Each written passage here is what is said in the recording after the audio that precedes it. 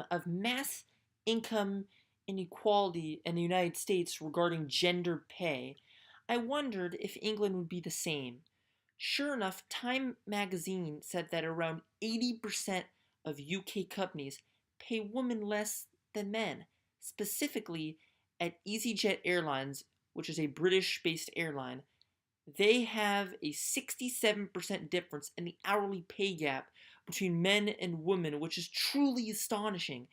If I were in that job, I would definitely speak up because that rate is not even close. How would you feel if you were in that similar situation? Also, male professional athletes in England earn way more than their women counterparts. Luckily, there is a solution coming in the near future. The New York Times stated that legislation was passed to make large companies of at least 250 employees disclose their salary information to the public. As a result, the public will now have that great information and may even take to the streets to have the companies go even further at reducing the wage gap between men and women. Additionally, I think if the information's public and companies commit to reducing the wage gap, stay-at-home moms who don't have to work may decide that it is in their best interest to come back into the workforce at some point later in their life and can contribute to an ever-growing economy. One problem I have with this legislation is that it does not address small employers of under 250 employees. Because if large companies are reducing the wage gap, all the small companies may be able to get away with not doing anything since there's no legislation to hold them accountable to the issue. I hope that future legislation can be passed to address small companies as well.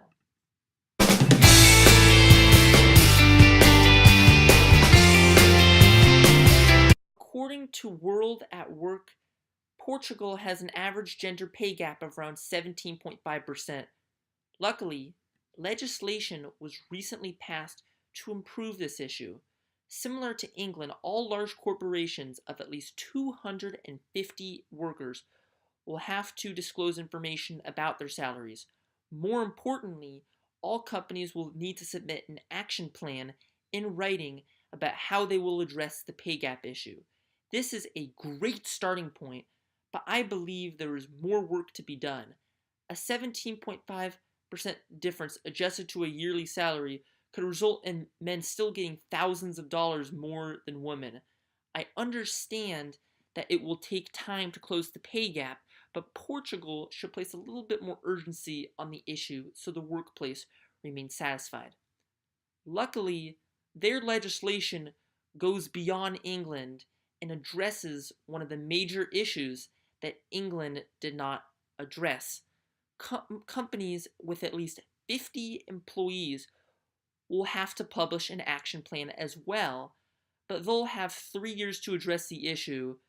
Although it is inconvenient, small companies are not going to have the manpower to fix the issue quickly, so it's great that they are given a little bit more time than the large corporations. Overall, I believe that Portugal has taken the necessary step farther than England as they are addressing the smaller companies as well. But I still do think even the companies with under 50 employees should be included as well, because no matter the size of the company, everyone is still likely facing the same issue of the wage gap.